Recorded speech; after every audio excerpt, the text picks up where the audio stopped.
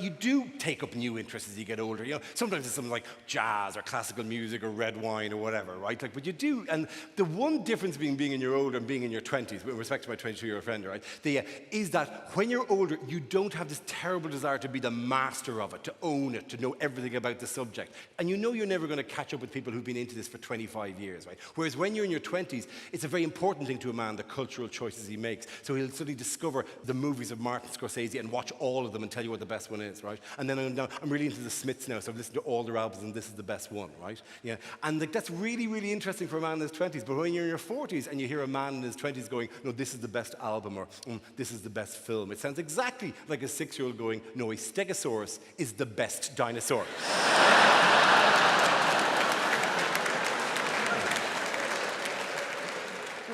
I didn't think there could be a best. Not the Tyrannosaurus Rex. No, its back is unprotected from attack.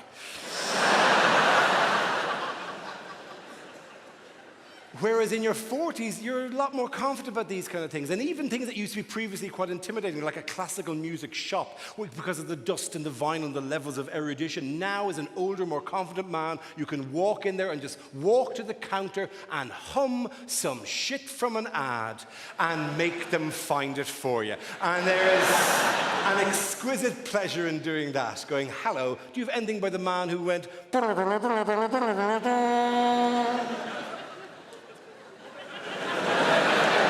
Do you mean the Lurpak butter ad? Is that what you're talking about? Is that... Yeah, him, the little butter guy. Did he release any more songs, or was he a bit of a one-hit wonder?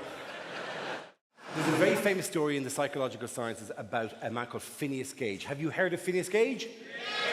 Loads of you heard of it. Phineas Gage worked in the railways in America in the 1840s, 1850s. His job to pin down the railway lines using metal spikes that he would fire into the ground using explosive bolts, right? And one day Phineas is doing this job and he's arranging all of his spikes when one of the bolts went off, shot the spike up. The spike entered Phineas behind his chin, traveled through his head and partially came out the top of his head. So there's a spike traveling to his head. Doctors managed to remove it and Phineas survived. But doctors noted that after the accident, he was noticeably more hostile.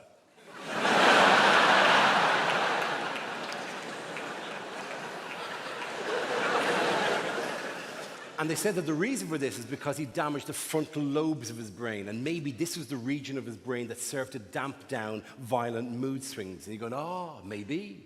Or maybe it's because a fucking spike just got shot up the back of his face, and now he can't eat steak. I mean, there's many competing views. What has changed? What has changed in the 3 years since the last tour to this tour? One thing has changed across the UK and Ireland in the last 3 years. Where did all the pulled pork come from? Exactly. And more importantly, how did we survive until now without it? Every meal in every restaurant, you want a bit of pulled pork with that? I have a bit of pulled pork. We'll slide a bit of pulled pork into there, like whatever. It is a cheesecake. It has no use for pulled pork. You are patisserie Valerie. You do not need to get on the pulled pork train. Were there a lot of pigs in 2014? Just around the offices of the pig marketing board, they go, Jesus, fucking pigs everywhere. Jesus, I can't get away from the pigs. Just if I open a drawer, there's a bloody pig inside it. If I could tear them apart with my bare hands. Oh, hello. Right, there's an idea. Can I apologize to every woman in this room for the ridiculous nonsense that you've had foisted upon you in the name of what we find horny? Right? Stuff, some of which you must only do because you think we like it on some ironic level, like all this boo-boo-be-doo shit, right? Can occasionally talk you into because you think, this is a joke, isn't it? And you're going, yeah, just keep fucking doing it, right? No, but you're enjoying it on an ironic level. Yeah, whatever, just sing Santa Baby one more time. I mean, lingerie as an industry is just that ridiculous clothing, right? Anytime you're with a woman and she walks out in lingerie and goes, is this what you like, is it? Is this what you like? You never feel more like an ape in a simian research laboratory as a kindly scientist from a superior species tries to fathom how your lower brain works. Is this what you like, is it? Show me on the flashcards if this is what you like. Banana, banana. tire on road, banana, banana, tire on road. I mean, stockings, for fuck's sakes. An item of clothing both useless and incredibly specific. This is where the sexy is. This is where the sexy lives. This exact height here is where the sexy lives. Don't be going lower than that. Hang on, no, you've gone below the knee. Fuck off, pop socks. No, no! Somewhere between this and this, it goes up, yes, yes, yes, you know, the worst thing you could possibly wear. Oh, yeah, oh, yummy, yummy, yummy, yuck, yuck, yuck, please, stop it. Why don't you just put on a pair of slippers and a house coat and we'll call the whole thing off? How ludicrously specific is this? This is where the sexy lives. Don't, no, no, no, no, back, over the knee, over the knee, over the knee. Oh, lovely, oh, Japanese schoolgirl, loving it, lovely.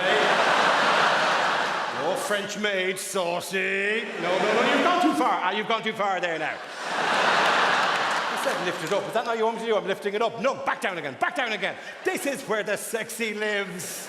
This exact specific location is where the sexy... What? What is it in men communally at some primal level that makes us go, do you know what I like? I like a woman who looks like she's been partially dipped in ink. We are not a sentimental people, the Irish, right? We're quite cynical and hard-edged. Oh, we'll fucking sell sentimental. We will sell sentimental like you cannot believe. We will get Americans over and we will make them weep for our mysticism and sense of the soil and our poetic souls. My whole is any of it true, but we will sell it, right? And I don't just mean the Republic of Ireland, right? Is there anyone here from Northern Ireland? Anyone here from Belfast? Belfast is a fantastic city. If you want to go somewhere to eat or drink and have a party, Belfast is amazing at the moment, right? But Jesus, if you could wring one more coffee shop out of that Titanic disaster, you would. Jesus, there must be something else in this. There must be something else in this. I said that in Belfast, and a woman in the second row raised her hand, and I said, yes, and she said, there is now an Asian restaurant here called Titanic.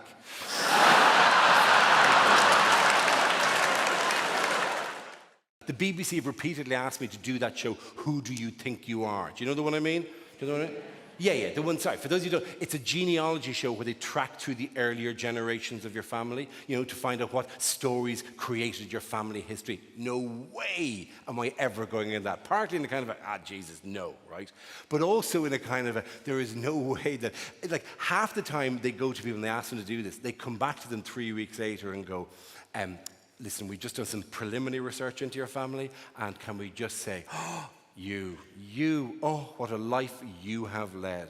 But your family, Jesus, nothing.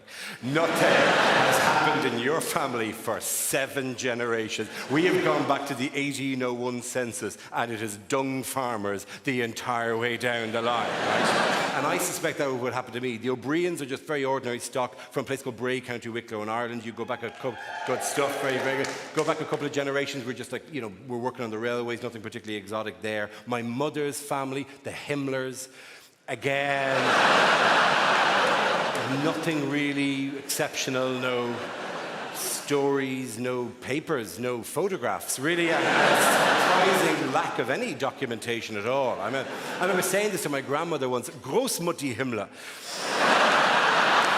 Warum are there no papers or documents? And she would just look at me and goes, what is with all the questions? We are simple farming people from County Mayo. Why can't you simply accept that? Oh cabaret, oh cabaret, oh cabaret.